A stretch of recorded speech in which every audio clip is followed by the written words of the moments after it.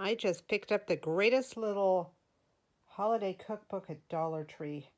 What I like about it is it has a lot of classic dishes and they're really easy to prepare. Let's check it out. Check out how nice this is.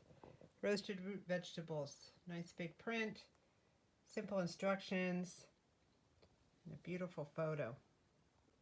Look how beautiful this winter vegetable salad looks. The picture, ingredients, nothing about it is complicated. Let's look at these recipes. There's 26 of them.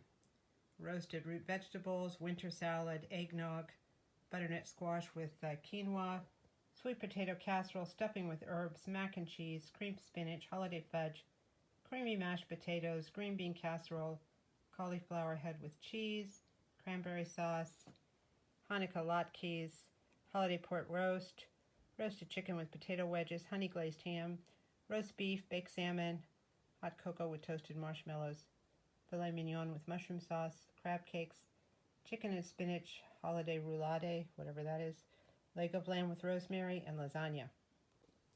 So this is a great little book. It's a handy size, good addition to your home cookbook library. Very classic. Could be a great gift or a stocking stuffer. So that's my BOLO at Dollar Tree for today.